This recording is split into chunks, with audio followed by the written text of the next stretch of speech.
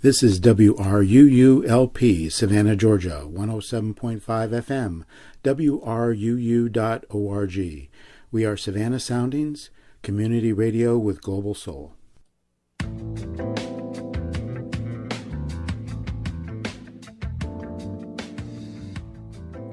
You are listening to One Human Nation with your host, Sandy Batiste. This program will be talking about race and race relations in your community and nationally. Our goal is to be open, honest, and productive.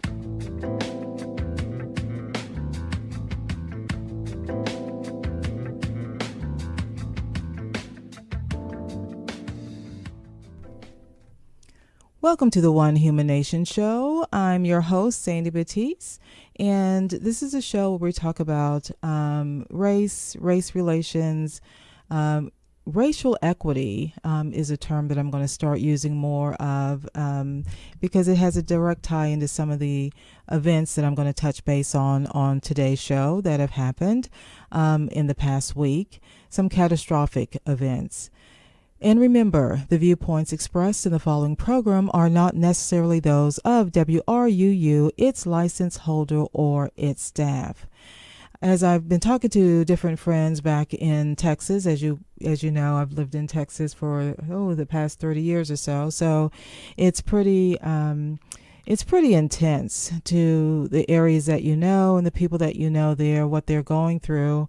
That is going to take major recovery, and it's not over yet. So there's a good side and a bad side about this catastrophe that's happened because of Harvey, and that is you see this wonderful outpouring of humanity where people are helping each other, and there doesn't appear to be, we appear to be working as one human nation, which is a good thing to see. It's just sad that it's tied to something catastrophic to bring out that side of our humanity. So the positive note for me is that, hey, it's there.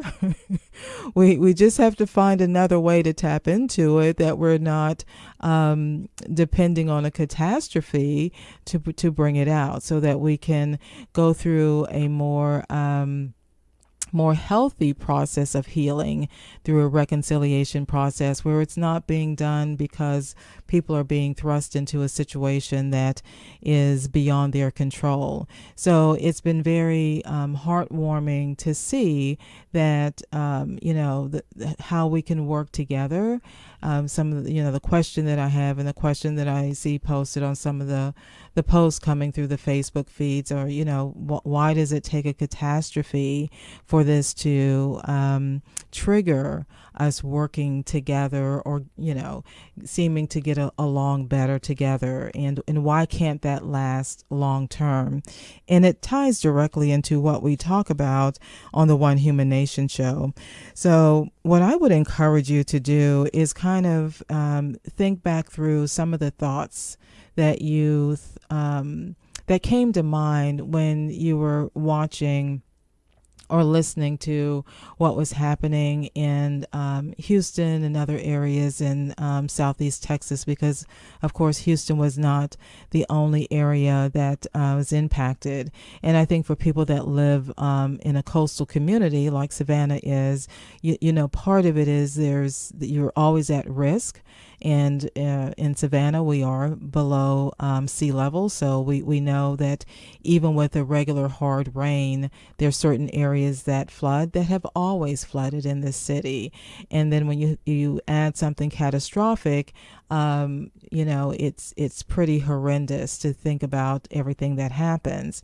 Well, if you magnify that with the city the size of Houston, and I don't want to take anything away from the other cities that communities that have been impacted, but there is just a massive amount of people in the city of Houston. I think one statistics that I saw, that it was like around 6.5 million people. And one of the things, as you think through what your initial thoughts were, I do want you to tap into what we talk about as far as culture and subculture, and also economic inequality. And sometimes that is directly tied to racial inequality in trying to get equity back and social justice into our nation. So the reality is, if you're a poor person, and this is whether you're black or white or any of cultural background, it's not something you can just pick up and leave. You know, you just can't just pick up and leave. There's an expense associated with that.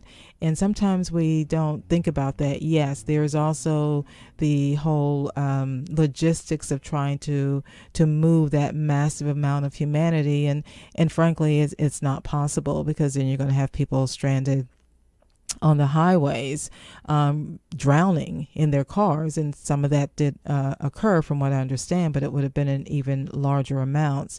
So the question is, when we talk about reconciliation and we talk about starting with that first step of truth, it's looking at our internal dialogue.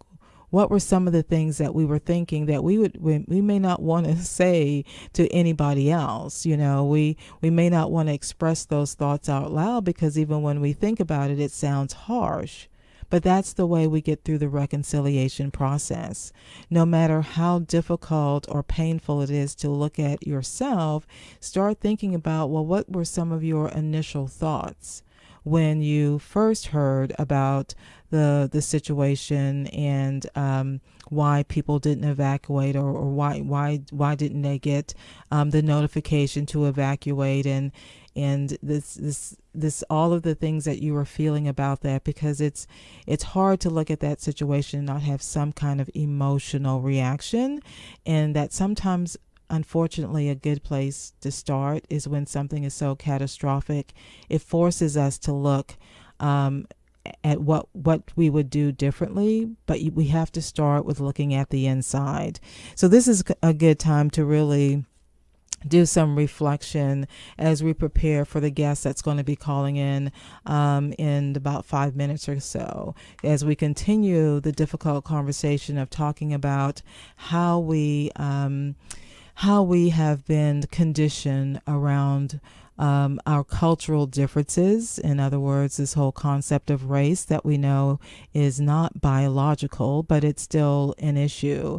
How does it impact at the time that we do have catastrophes that happen, and how do we feel about it on an individual basis?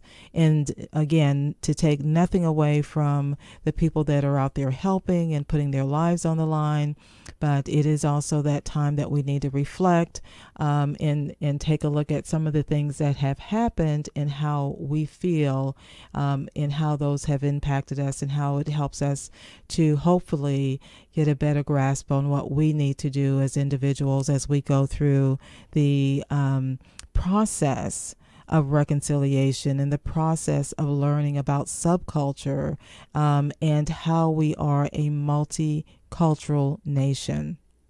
And what does that mean as we go forward, and looking at how are we going to really mesh together as one human nation.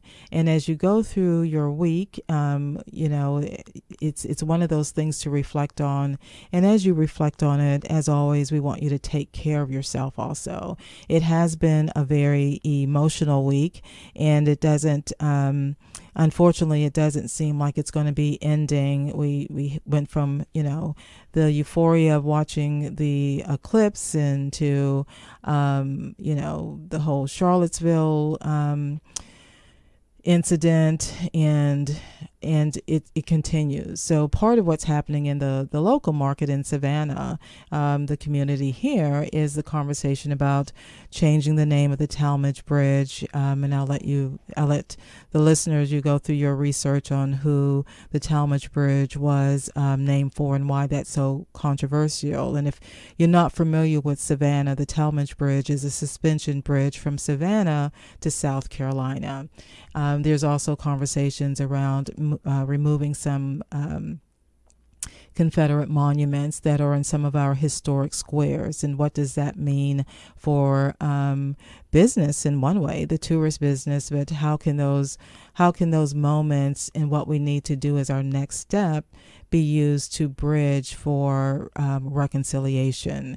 And there's I'm just, I have hope when I see the conversations that are occurring around the nation about what should be done and what next steps to take.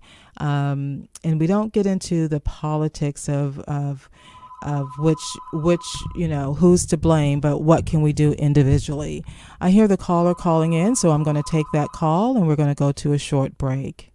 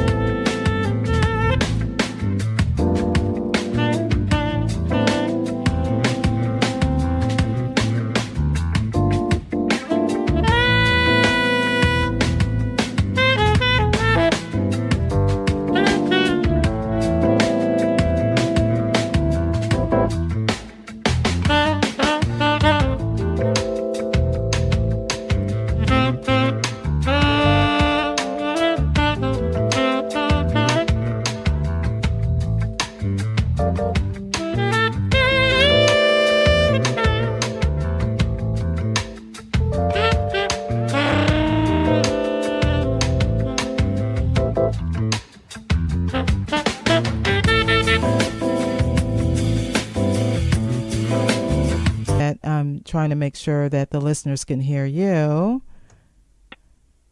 Okay, let's try that one more time. Can you hear me okay? Danny, welcome to the One Human Nation show. Thank you for joining us. And it has been an intense week, and I know you live in Austin, Texas. That's where we initially met. And I was talking to the listeners a little bit about, what's been happening in Southeast Texas, which is pretty catastrophic. And, that it's kind of bittersweet that it takes a catastrophe for us to come together as one human nation. And, kind of like, why can't we be that way all the way without there being some catastrophe in human lives at stake? But that seems the way we're kind of triggered right now in this country. But, right.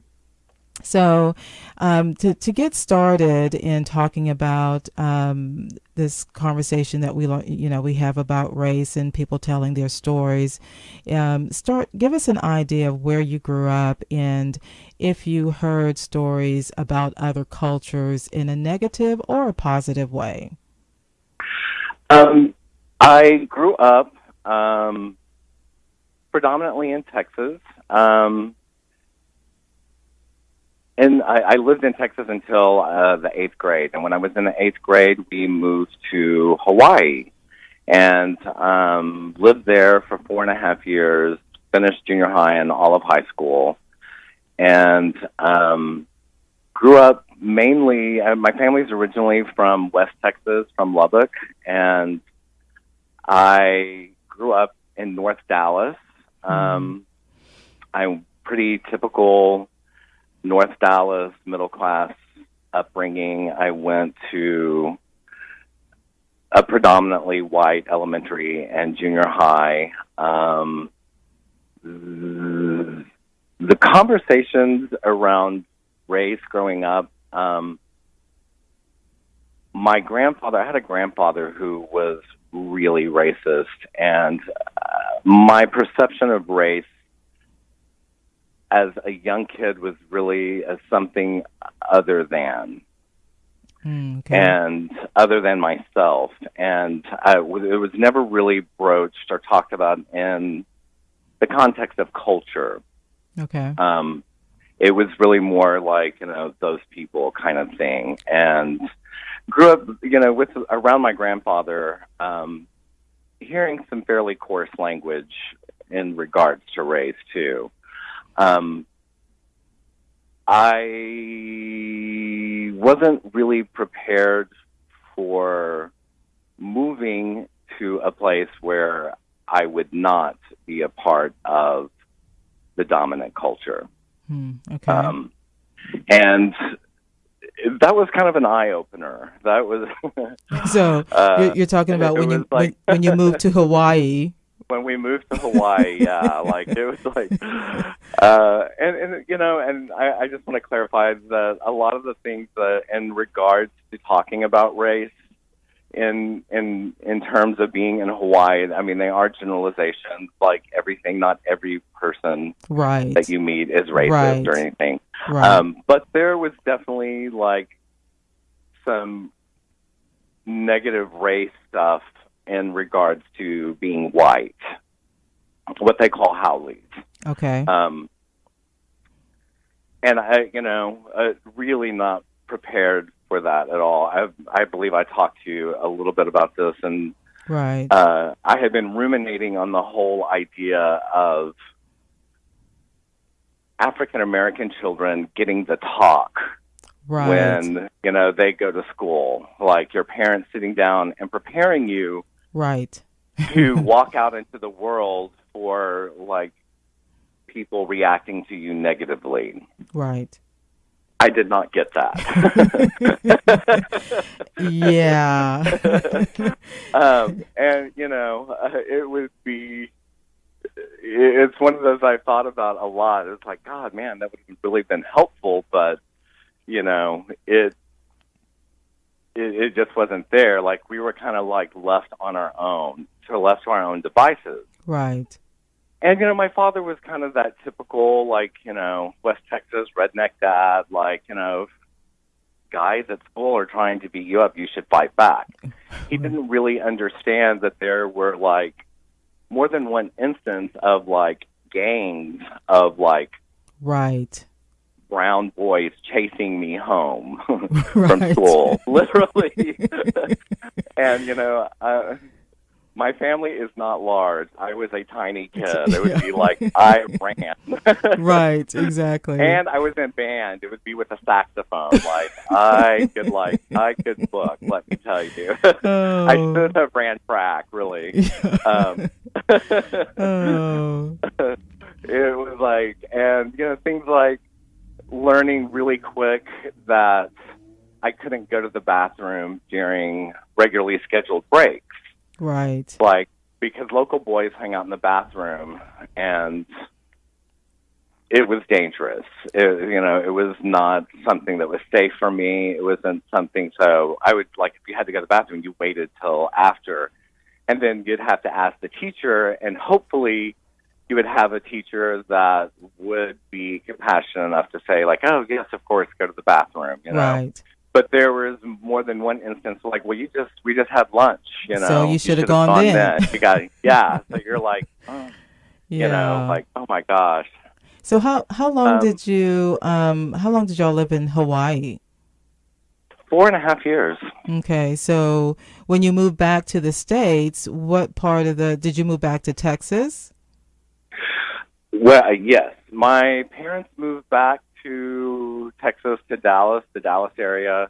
Okay. In the middle of my senior year in high school, I was going to a Catholic high school, and though it was not a boarding school, somehow I was involved in some extracurricular campus stuff and was having a meeting with Brother Kevin and was telling him, like, oh, my God, my family's moving. What am I going to do? And he was like, you can't go. You have to stay here. And you can't move in the middle of your senior year, and arranged for me to live with the priests and brothers that ran my school. Oh, okay. I was the only boarder in my school. Okay. Literally, like, would walk out, get out in the morning, eat breakfast, walk out the front door, across the parking lot, and go to class. Like, you know. Oh, gosh. Yeah, it you know, it was interesting. And so it really.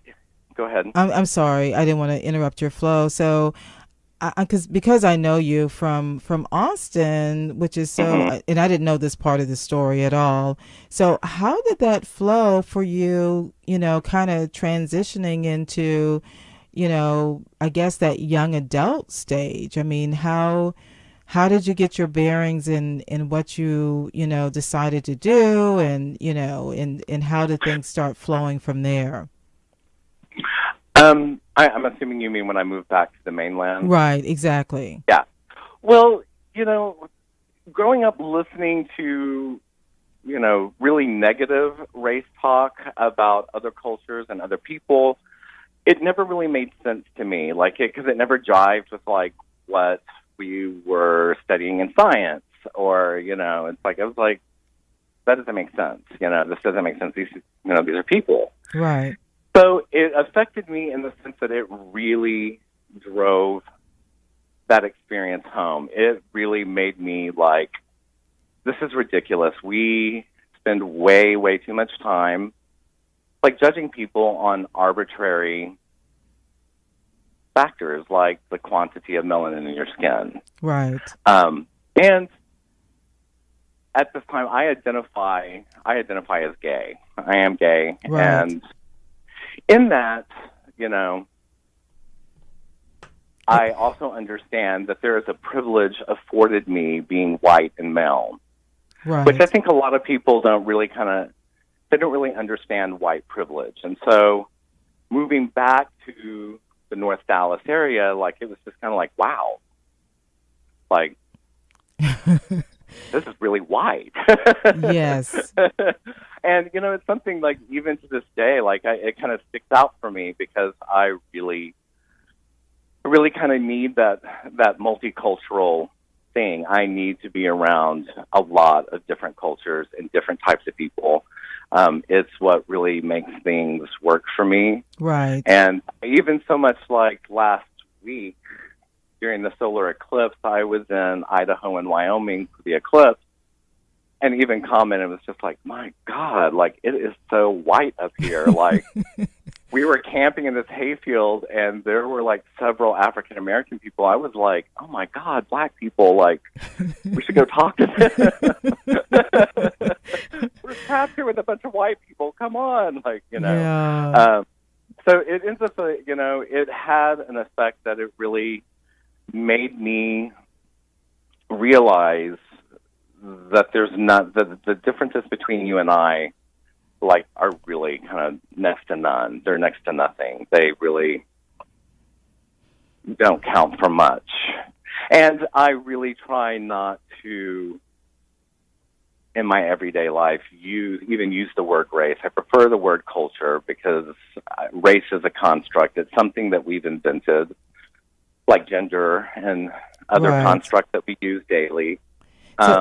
And I do try, and go ahead. Yeah, I was going to ask you, because I know you shared this with me, that you were, kind of as an experiment of what you do with your friends when you're out, is you specifically don't describe somebody based on, for want of a better word, their race. So I use no race qualifiers. Right. And so give us an example of how that flowed in one of your conversations, because I've been trying to do that, and it's difficult. It's very difficult, and it's ingrained in us. Yes. We are it's so enculturated to buy into this system that is set up to keep us divided and separate. Right. And so when you make this choice that, I'm not going to describe people by any type of racial qualifier, which I'm using that term because that is what we understand, what we're indoctrinated with, right. what we're enculturated with. And a good example is I was at a local eatery, One in a Million, having this with my friend, Lisa, who's from Louisiana. And this young African-American man comes in on one of those weird electric two-wheeled skateboard things. Oh, and yeah. Skates in.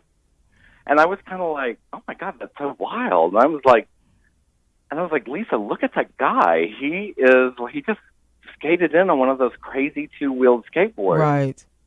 And she's like, and he's the only, African American person at the counter. He's standing at the counter. Right. And she turns on and she goes, "Which guy?" I was like, "The guy in the red shirt." I was like, just determined. I was like, I'm not going to say, go look at the black guy. Right. And like, she was like, the guy in the red shirt, I was like, the guy in the red shirt. And it's something that initially I think I decided to start doing this. It's been years, 7 or 8 years. Like I just stopped. I was like, I'm not doing that anymore.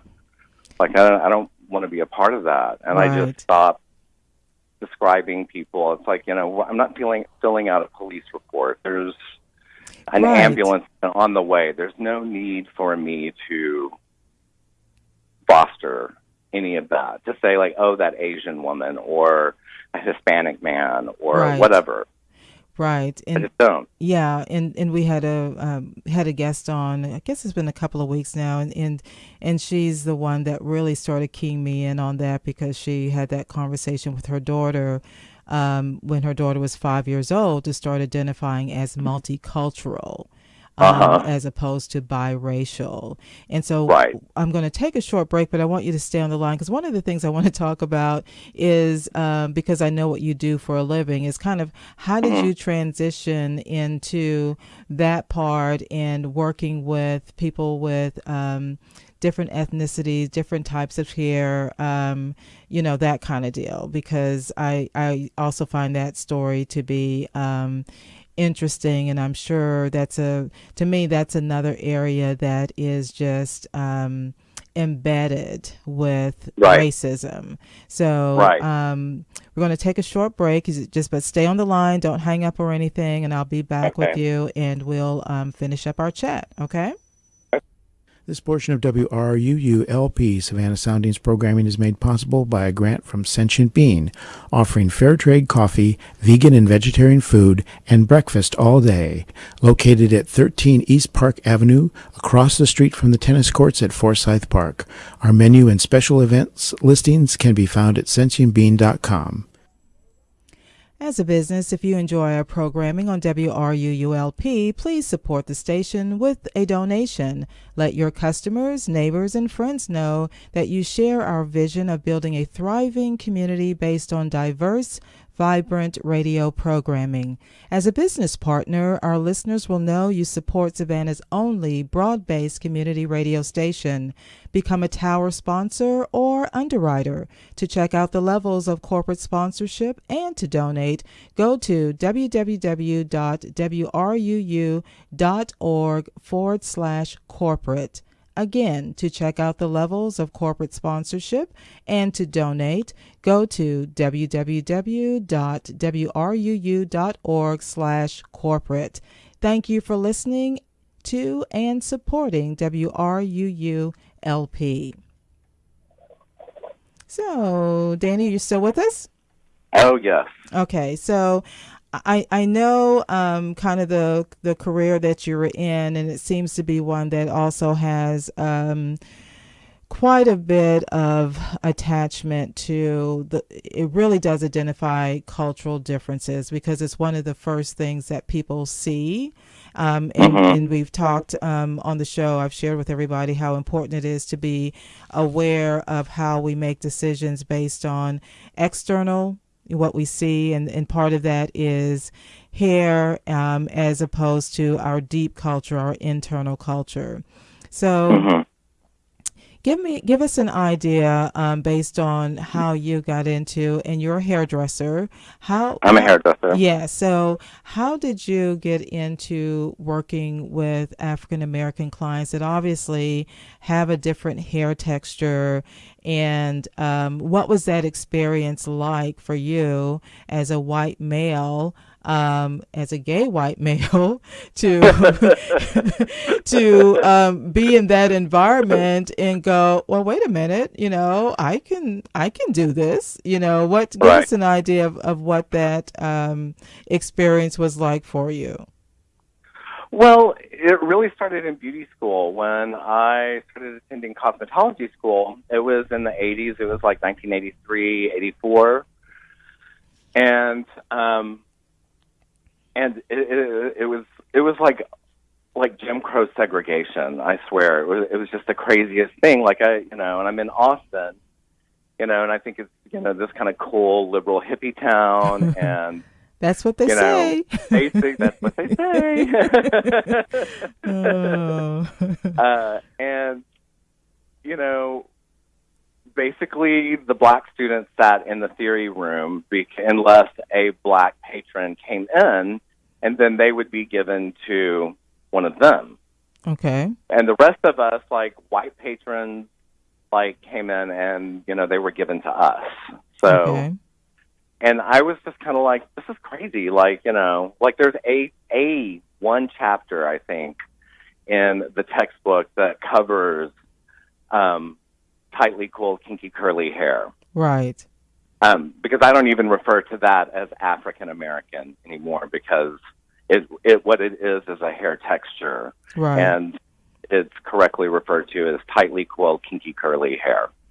And the whole idea of using relaxers, curls, curling irons, it's how I got introduced to like Marcel irons, because the African American students use Marcel irons.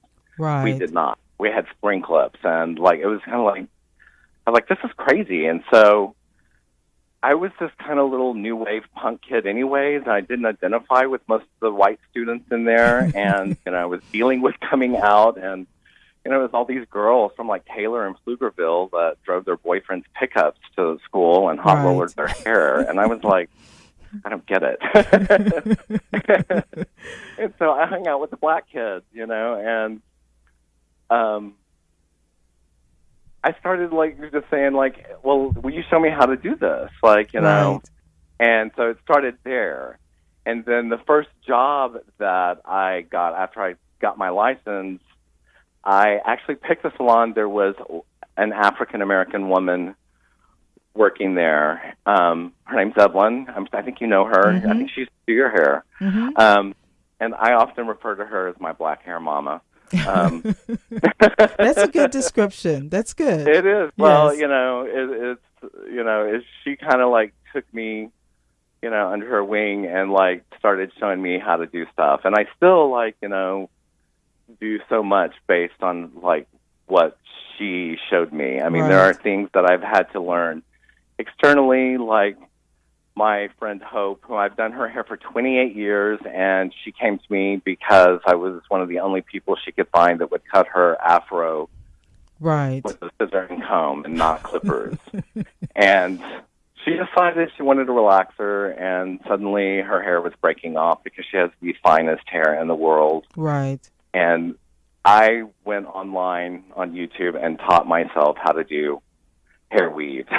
Right. The first couple of installs were a little rough, but like we got past it. In fact, the first one I just said, like, girl, you're going to have to wear a headband for the next 6 weeks. And don't tell anybody my name, that I'm the one that don't. did. Yeah. I didn't do this. Yeah. And there's like, and I've looked it up. It's hard to find like schools like where you can go to. Like if you want to learn color or something, like there's all this information you can find. But you're like, oh, I want to know how to do this type of hair. Like it's hard to find it. I know it's there. It has to be. Right. But it's not readily available. Right. So it really was the thing that from the get-go, I just didn't want anyone to ever feel uncomfortable in my chair. I just, hair is like the last bastion of segregation. It really is. It's like, it still is this thing that's, yes, I agree. People like, like I have a client that comes in every 2 weeks and I twist her out and she wears her twist for like the whole 2 weeks. And, people say like, they'll come and they're like, oh my God, you know how to braid hair? I'm like, first off, it's not a cornrow, it's a twist. And yes. And this is what we're doing, And then, what's cool is though that, they're at least asking. It's a learning opportunity. It's a teaching moment. And, it exposes people to something that's different. Right. And, and the difference just being a different hair texture, and every hair texture just has a set of rules, and you just follow these rules. Right. It's not rocket science. It's just hair. Right. And, you know, and I've had some of the obvious, like through the years, clients coming in after an African-American client leaves and saying like, oh, well, their hair's really different, isn't it? I'm like, different than what? Hair? Like, you know, I mean, and it's happened a couple of times, and the disdain is not hidden in my voice. I'm just kind of like, really? It's hair. It's just hair. Right. You know, which is not the best place to go to when you're trying to educate someone, but sometimes you just can't help it, you know. Well, welcome to our world. I have similar things around gay stuff where people ask ridiculous questions. I'm like, oh my goodness, really? Right. You know. Well, let's bring it to some current event stuff. It just, you know, what's fascinating to me after, you know, living in Austin for so long and then moving back to Savannah, which is to me truly Southern, and I'm loving it. Number one, it's a smaller city, but of course I keep, you know, tabs on what's going on in Austin. So, you know, give me your impression of where Austin is in what I call the awareness and the awakening, because they've been dealing with the, for want of a better description, because this is how the report describes it, the quality of life initiative for African Americans. What have you noticed in Austin? I mean, is it getting better? Is it the same? Do you notice any difference? I mean, what's your take on the environment? The biggest difference is, you know, and it really is that, you know, we live in this country where, you know, despite affirmative action, despite civil rights, you know, the bulk of poverty still falls on African American shoulders. And that's not to say that Hispanic people or white people don't suffer through poverty themselves. It really is about, you know, a history. And, you know, if you don't believe me, just go study history. Right. So for me, what I perceive, and I was a realtor for like 5 seconds. Our good friend Soccer was my broker. She was so sweet.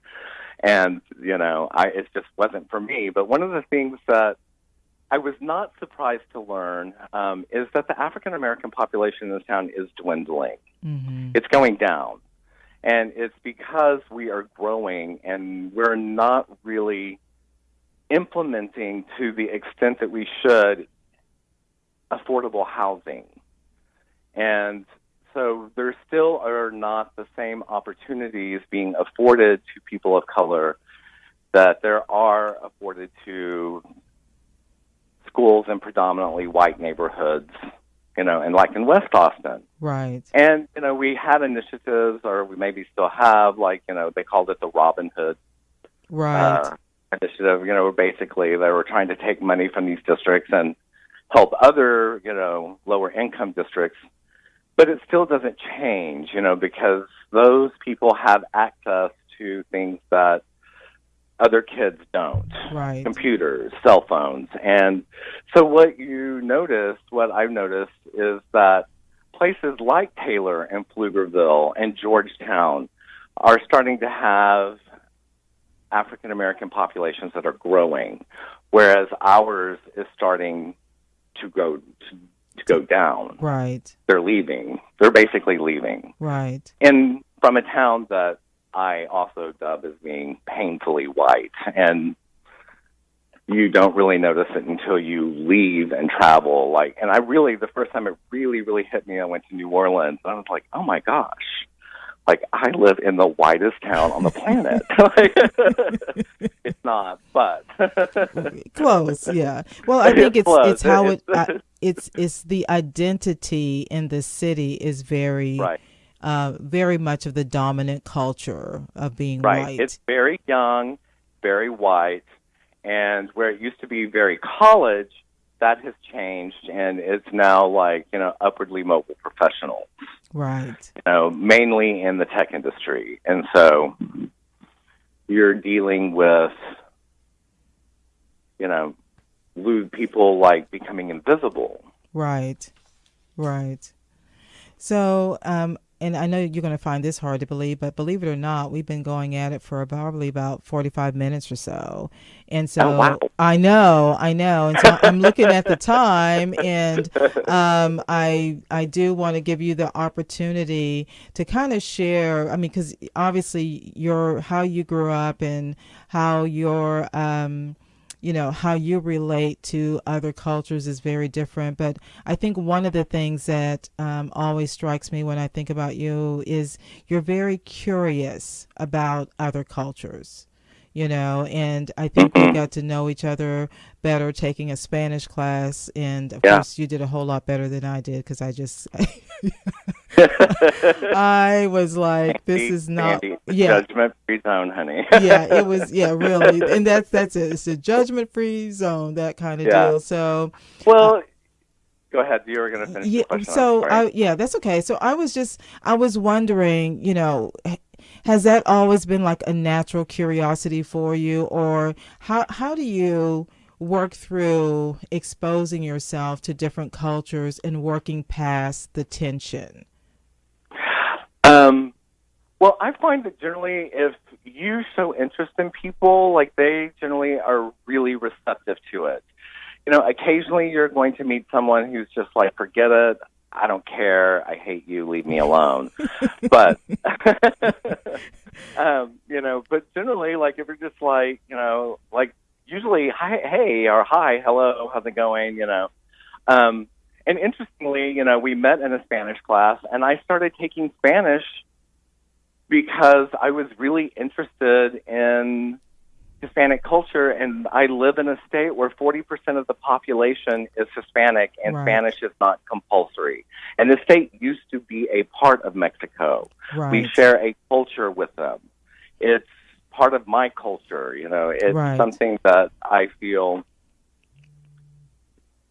that it's important to embrace, and that everyone should, like, start trying to pick something up, like, But I've always had a little bit of a curiosity to, like, well, wow, why are those people over there doing that? Right. Right.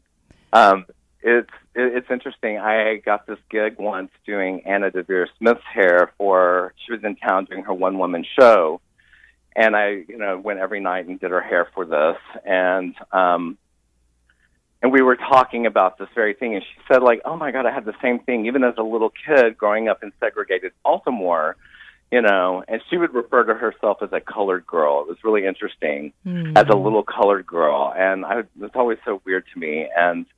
But she said she had always had this thing about, what are those people over there doing? And I was like, God, that's the same thing. Like, I've always had this thing, like, what's going on? Like, why do you do that? Why do you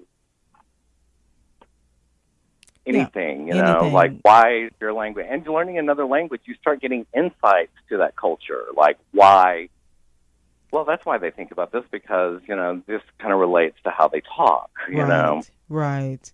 Yeah, I think that's the hardest thing about really having this whole reconciliation initiative, for people to embrace it, because it does require a component of being curious and to being open to learning about other cultures and learning about our history. And I often tell people it's not only a Black history or white history or Latino history or Japanese American. It is our history. It's our history. And to learn our history and take the blinders off about it can be very painful to people. It's like they don't want to know. It's like, I don't want to know about that. That was then and this is now. But it has such a rollover effect, a domino effect in what we're dealing with currently. And all of our systems, whether it's our school systems or mass incarceration, or you just mentioned it, the hair industry, Hair industry. Well, and it's just the things in the news, too, like why more people aren't, like, why are we dealing with over-policing? Right. Why is there mass incarceration? And it's that lack of curiosity and lack of asking a question. and Right. So, as we're coming up on time, I want to give you the opportunity. Is there anything you want to share in particular about, your journey, or in general, what you see, from your point of view for the country and the direction we're going? There's more talk about, removing Confederate structures and renaming things and that kind of deal. Do you have any feedback that you want to provide on that? Oh, girl. Yeah, well, the whole Confederate thing, yeah, like, it's amazing to me that any of those structures are still up. I mean, if you hung a swastika up at a Jewish cemetery, I mean, it would be pandemonium. Right. There is no instance in history where the losing team or country or whatever then gets to, like, go forth and continue to perpetrate, like, the hideousness that they were already, like, doing. Right. To an entire group of people. Like, God, where do that question is, yeah. that is so big. you might have to come back on the show and share some more thoughts about that, because I'm Yeah. sure Austin is dealing with the same thing. It seems like that's kind of going on across the nation, community wide. Yeah. I know it's a huge part of what a city right outside of Austin is dealing with, Georgetown. So Right. I keep tabs on what's going on in their world too. And Savannah is working through the same issues. But Right. yeah, I just wondered. I was like, oh, I'll ask Danny this question. I do want to say that there are things that are happening in our country right now that do give me hope. Yeah. And despite all these things, and oddly, Charlottesville, the whole, like, big white nationalist march, Right. the response to that, like, it was like, okay, finally, like, people are going to stand up. It was horribly tragic, but it says to me that at least people are, like, a larger group of people, like, are really tired of the status quo. Right. And not that there's not a lot of work to do and a lot more roads to walk down, but it at least says to me that, like, we're not just going to sit here Right. and let, like, some fascist regime take over. Like, Right. it's not going to happen today. And I agree with you. And so I think, actually it gave me a lot of hope. As upsetting and angry as I was, it oddly made me feel like, wow, at least people are doing something. Exactly. Well, Danny, you're going to have to come back and share more with the One Human Nation show as things I would continue. love to. I thank you so much for having me today. Oh, you are so welcome. And, be safe there in Austin. I know you're not getting the weather. I understand you were getting rain, but you weren't getting obviously the flooding and stuff that was occurring. Thankfully. Yeah. And it's weird because on the day that the flooding started really started, for some reason, I guess I was having empathy because the power went out at my house because of winds. It was just a weird thing. It wasn't raining or anything, but next thing I knew, the power was out. It was just on it was on a couple of different streets, but my street was one of them. And I was like, wow, that is weird. So we have we have gorgeous trees here, but when there's some wind, it can take down a power line, and the next thing you know, your power's out. But nothing compared to what people are dealing with losing their property, not to mention in some cases their lives. So, and I know you've got family and friends in Houston, so take care of yourself. And thank you. We will be talking again soon. And people that know me, and I don't like to say goodbye. I'll just say until we meet again. Thank you. Until we meet again. Yes. Absolutely. All righty, Danny. You take care. You too. Thank you. Bye-bye. Bye-bye. And you're listening to WRUULP Savannah, Georgia, 107.5 FM, WRUU.org. We are Savannah Soundings, community radio with global soul. So Thanks to our guest, Danny, for being on the show. And I hope it's given you some insight and some encouragement and some hope of what you can do on your continued journey through a reconciliation process, of how important it is to be curious about other cultures. And I'll issue this challenge to you for the next, week, until the next show, let's say next Thursday. So for the next week, try to go through your day without describing people with a racial context, and see how difficult that is. So even when you go into the grocery store and you're selecting a line to check out, ask yourself, okay, am I, are you consciously aware? Are you selecting that person because of a particular culture, or what's driving your decisions? And take a really close look at that. Even when you're driving around and you see someone in the car next to you, try to think of them in terms of culture as opposed to race, and see if that changes any of your perspective and how we start really relating to each other, because we are a country of multicultural people. And if you want to connect with me, the best way to do so is you can send your email to mystory@onehumannation.info. I do encourage you to check out the website OneHumanNation.info, and that's www.onehumannation.info. That's where we are going. That's where we post things that are of interest. It's how we have some resources where you can tap into taking the implicit association test. You would need to go to the page that's entitled Anti-Racism.